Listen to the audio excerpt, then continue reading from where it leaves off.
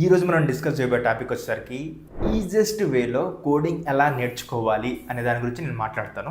అయితే ఫస్ట్లీ మీరుండి మీ ఫ్రెండ్స్ దగ్గరికి వెళ్ళి అరే నేను కోడింగ్ నేర్చుకోవాలనుకుంటున్నాను అని చెప్పేసి వాళ్ళ దగ్గర మాట్లాడితే వాడు ఏమంటాడంటే కోడింగ్ నువ్వు నేర్చుకుంటావా, కోడింగ్ అనేది చాలా టఫ్ రా, నీకు మ్యాథ్స్ రాదు, నీకు ఇంగ్లీష్ మాట్లాడింగ్ రాదు, నువ్వు కోడింగ్ ఏం నేర్చుకుంటావు అని చెప్పేసి నేను డిమోటివేట్ చేస్తాడు. సో నువ్వు అదే కషి మీద వచ్చి యూట్యూబ్ ఓపెన్ చేసి కోడింగ్ ఎలా నేర్చుకోవాలని చెప్పేసి టైప్ చేస్తావు. అప్పుడే నీకు ఇట్లాంటి వీడియో వచ్చి ఉంటుంది కదా. అయితే ఈ వీడియో నువ్వు పూర్తిగా చూడు, నీకు కోడింగ్ పక్కాగా వచ్చే విధంగా నేను గైడ్ చేస్తాను. సో నువ్వేం చేయాల్సింది లేదు, వీడియోని లైక్ చేయంతే. ఫస్ట్ నువ్వు కోడింగ్ నేర్చుకోవాలి అంటే ఫస్ట్ ఎవరైతే నీ ఫ్రెండ్స్ నేను డిమోటివేట్ చేస్తున్నారు చూడండి, వాళ్ళని కొంచెం పక్కకు పెట్టండి. పెట్టిన తర్వాతకి మైండ్ సెట్ని చేంజ్ చేసుకోండి. కోడింగ్ అనేది ఎవరైనా నేర్చుకోవచ్చు అండ్ కోడింగ్ అనేది ఎవరికైనా వస్తుంది అనేది ఈ రెండు మైండ్లో పెట్టుకోండి. ఓకే, ఇది మీరు పెట్టుకున్నట్లయితే మీరు ఒక 10% స్టెప్ ముందుకేసినట్లు. దాని తర్వాత మిగతా 90% ఏం చేయాలో చెప్తాను చూడండి. అయితే ఫస్ట్ మీరు కోడింగ్ ఈజీగా నేర్చుకోవాలంటే ఒక ప్రోగ్రామింగ్ లాంగ్వేజ్ చూస్ చేసుకోవాలి. నీ డొమైన్కు బట్టి నువ్వు వెబ్ డెవలప్మెంట్ నేర్చుకోవాలనుకుంటున్నావా, మొబైల్ యాప్స్ బిల్డ్ చేయాలనుకుంటున్నావా, లేకపోతే నువ్వు ఇవన్నీ కాకుండా నేను లైక్ డిఎస్ఏ నేర్చుకోవాలనుకుంటున్నా ఇలా అనుకుంటున్నావా, ఏదైనా కానీ ఒక ప్రోగ్రామింగ్ లాంగ్వేజ్ నువ్వు చూస్ చేసుకోవాలి.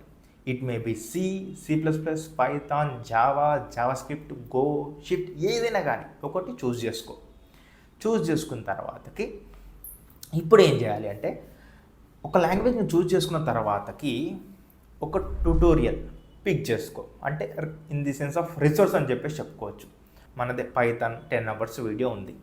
సో పైథాన్ 10 hours వీడియో నువ్వు చూస్ చేసుకొని ఓపెన్ చేయి. ఓపెన్ చేసి కొద్దిగా చూసి ప్యారలల్గా ప్రాక్టీస్ చేయడం స్టార్ట్ చేయి. చాలామంది ఏం చేస్తారంటే లైక్ వీడియో ఓపెన్ చేసి జస్ట్ మూవీ చూసినట్లు చూసి ఇది అర్థమవుతలేదు మనకు అని చెప్పి స్కిప్ చేస్తారు. అలా చేసినట్లయితే మీకు జన్మలో కోడింగ్ రాదు.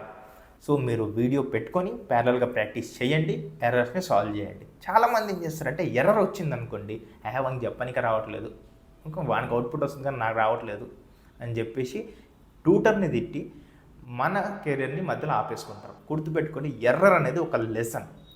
నీకు ఎర్రర్ వస్తే నువ్వు చాట్‌జీపీటీలో చూడు, స్టాక్ ఓవర్‌ఫ్లోలో చూడు, ఎర్రర్ని సాల్వ్ చేయి, ఒక లెసన్ నేర్చుకో. సో నెక్స్ట్ నీకేమైందంటే ఆ ఎర్రర్ వల్ల ఫ్యూచర్లో అదే ఎర్రర్ వస్తే నువ్వు సాల్వ్ చేయగలుగుతావు. సో అది మెయిన్ ఇంపార్టెంట్. నీకు ప్రాబ్లమ్ సాల్వింగ్ స్కిల్స్ రావాలి, డీబగ్గింగ్ రావాలి. అప్పుడే నీకేమైంది అంటే కాన్ఫిడెన్స్ బిల్డ్ అవుతుంది. ఓకేనా? అది ఇలా వీడియో చూస్తూ ప్రాక్టీస్ చేస్తూ ఉంటావు. ఎలా చేయాలి అంటే ఫస్ట్ బేసిక్ స్టార్ట్ చేయి 1 week. Okay, 1 week basic start చేసిన తర్వాతకి నువ్వు డైలీ 1 hour కన్సిస్టెన్సీగా ప్రాక్టీస్ చేయి. దాని తర్వాతకి సెకండ్ వీక్లో స్మాల్ ప్రోగ్రామ్స్ ప్రాక్టీస్ చేయి. ఎందుకంటే నీ లాజికల్ థింకింగ్ పెరగడం కోసం. ఓకేనా? సో ఇట్లా ప్రాక్టీస్ చేస్తూ ఉన్నాక స్మాల్ ప్రోగ్రామ్స్ చేస్తూ నువ్వు ఒక గోల్ పెట్టుకో. Like 10 days, 12 days, 21 days, 50 days, 90 days, 100 days, 120 days, లేకపోతే 365 days, ఏదో ఒక ఇన్ని డేస్ అని పెట్టుకొని ఒక ఛాలెంజ్ స్టార్ట్ చేయి. ఎక్కడ? నీ లింక్డ్ఇన్ ప్రొఫైల్లో ఛాలెంజ్ స్టార్ట్ చేసుకొని నన్ను ట్యాగ్ చేయి, కిరణ్ సాగర్ అని చెప్పేసి నన్ను ట్యాగ్ చేయి, నేను చూస్తాను. డైలీ నువ్వు ఒక టాపిక్ నేర్చుకోవాలి, పోస్ట్ చేయాలి, నేర్చుకోవాలి, పోస్ట్ చేయాలి, నేర్చుకోవాలి, పోస్ట్ చేయాలి, నేర్చుకోవాలి, పోస్ట్. ఇదే లూప్లో ఉండాలి. నీకు ఏది ఉండకూడదు, నీకు మైండ్లో ఇదే ఉండాలి. ఇదే లూప్లో నువ్వు తిరుగుతూ ఉండు. ఓకే, సో నెక్స్ట్ ఏం చేస్తావు, నువ్వు ఇది చేస్తూ ఉండగా ప్యారలల్గా కమ్యూనిటీ బిల్డ్ చేసుకో. అన్ని కమ్యూనిటీల్లో జాయిన్ అవ్వు. నీకు కావాల్సిన పైథాన్ కమ్యూనిటీ కానీ, జావా కమ్యూనిటీ కానీ, సి కమ్యూనిటీ కానీ, C++ కమ్యూనిటీ, అన్ని కమ్యూనిటీలో జాయిన్ అవ్వు. ఓకే, ఎందుకు నేను లింక్డ్ఇన్లో పోస్ట్ చేయమన్నా అంటే ఈరోజు పోస్ట్ చేస్తావు, రేపు నువ్వు పోస్ట్ చేయకపోతే నీకే రిగ్రెట్ ఫీల్ అవుతుంది, నేను ఈరోజు నేర్చుకోలే కదా అని చెప్పేసి. సో ఆ రిగ్రెట్ నీకు ఉండకూడదు. సో ఆ రిగ్రెట్ ఉంటే నీకేమైంది అంటే నువ్వు నేర్చుకొని పోస్ట్ చేస్తావు. అయితే నువ్వు పక్కాగా ఏదో లైక్ టాపిక్ రోజైతే నేర్చుకుంటావు, అదైతే మెయిన్. సో ఇట్లా కమ్యూనిటీ బిల్డ్ చేస్తావు. ఓకే, అయితే ఒకటి గుర్తుపెట్టుకోండి, మీరు ఒకవేళ సిటీలో ఉన్నట్లయితే మిడిల్ క్లాస్ నుంచే చాలామంది వచ్చి ఉంటారు మార్కెట్లోకి. వచ్చి వాళ్ళు ఏం చేస్తున్నారు, సాఫ్ట్వేర్ జాబ్ చేస్తున్నారు, మనీ ఎర్న్ చేస్తున్నారు, ఫ్రీలాన్సింగ్ చేస్తున్నారు, మనీ ఎర్న్ చేస్తున్నారు, స్టార్టప్లో వర్క్ చేస్తున్నారు, మనీ ఎర్న్ చేస్తున్నారు. సో వాళ్ళు కూడా డెవలప్మెంట్ సైడ్ ఉంటే వాళ్ళు కూడా కోడింగ్ నేర్చుకుని ఉంటారు కదా. సో మిడిల్ క్లాస్ నుంచి అయినా సరే కోడింగ్ నేర్చుకుంటున్నారు, లేకపోతే రిచ్ పీపుల్ అయినా సరే కోడింగ్ అయితే నేర్చుకుంటున్నారు. సో ప్రతి ఒక్కరు కోడింగ్ నేర్చుకున్నప్పుడు మనకెందుకు కోడింగ్ రాదు అని చెప్పి ఒక క్వశ్చన్ మార్క్ కూడా మైండ్లో పెట్టుకోవాలి. సో దాన్ని బట్టి కూడా మనం కొంచెం బూస్టప్ అవ్వాలి. అండ్ నెక్స్ట్ థింగ్ వచ్చేసరికి ఏంటంటే ఏ టూల్స్ పైన కూడా బాగా ఫోకస్ చేయండి. లైక్ క్లాడ్ ఎట్లా యూజ్ చేయాలి, కర్సర్ ఎట్లా యూజ్ చేయాలి, ఏ టూల్స్ చాలా ఇంపార్టెంట్. ఓకేనా. సో ChatGPT ఎట్లా యూజ్ చేయాలి. సో ఈ టూల్స్ యూజ్ చేయడం వల్ల ఏమైందంటే మీ ప్రొడక్టివిటీ అనేది పెరుగుతుంది.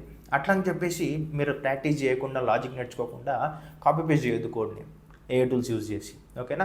సో మీకు ఫస్ట్ ఏ టూల్స్ యూజ్ చేసి లైక్ ఏదైనా ప్రాజెక్ట్స్ బిల్డ్ చేయాలన్నా కూడా ఫస్ట్ నీకు ఆ యొక్క లైక్ ఏంటని చెప్పొచ్చు అంటే ఆ యొక్క ప్రాజెక్ట్లో ఉన్న ఆ యొక్క లాజిక్ అర్థం కావాలి, నీకు ఆ ప్రోగ్రామింగ్ లాంగ్వేజ్ తెలియాలి. అప్పుడైతే నువ్వు బిల్డ్ చేయగలుగుతావు. జస్ట్ కాపీ పేస్ట్ చేస్తే నీకు ఒకవేళ ఎర్రర్ వస్తే నువ్వు దాన్ని డీబగ్ చేయలేవు.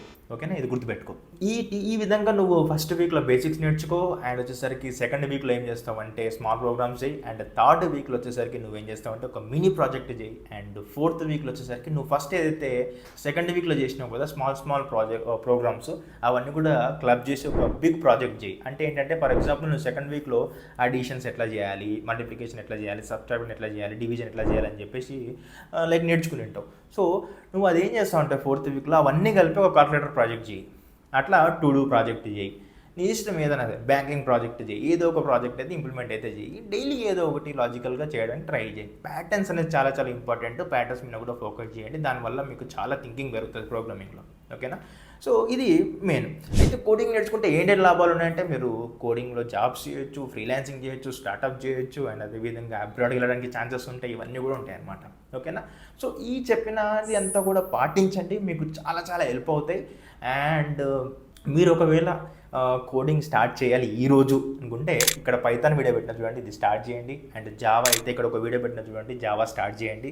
అండ్ అదేవిధంగా సి అయితే ఇక్కడ ఒక వీడియో పెట్టిన చూడండి, ఇది చూసి స్టార్ట్ చేయండి. అండ్ C++ అయితే ఇక్కడ ఒక వీడియో పెట్టిన చూడండి. అండ్ జావా స్క్రిప్ట్ కూడా ఇక్కడ ఒక వీడియో పెట్టిన చూడండి. సో ఇవి చూసి ప్రాక్టీస్ చేయండి. ఓకేనా. అయితే ఒకటి లాస్ట్లో చెప్తున్నాను ఏంటంటే వన్స్ మీరు కోడింగ్ నేర్చుకున్న తర్వాతకి ఇమాజిన్ మీకు జాబ్ వచ్చింది అనుకోండి. జాబ్ వచ్చిన రోజు మీకు వచ్చిన శాలరీ అనేది మీ మమ్మీ డాడీకి ఆర్ అమ్మ నాన్నకి మీరు వెళ్ళి ఆ శాలరీ ఇచ్చినప్పుడు వాళ్ళ ఫేస్లో వచ్చే ఆ స్మైల్ అనేది ఎంత వాల్యూ మీకు అప్పుడు చూసినప్పుడు అర్థమవుతుంది. ఓకేనా. ఆ స్మైల్ చూడడం కోసం మీరు ఒక 6 months కష్టపడలేరా? కష్టపడాలి. కష్టపడుతున్నావు. ఈరోజు స్టార్ట్ చేయి. కామెంట్ సెక్షన్లో ఐఎమ్ స్టార్టింగ్ అని చెప్పేసి కామెంట్ చేయి. అండ్ వీడియోని లైక్ చేయండి, సబ్స్క్రైబ్ అవ్వడానికి గట్టిగా కొట్టేసి నెక్స్ట్ వీడియోలో కలుసుకుందాం.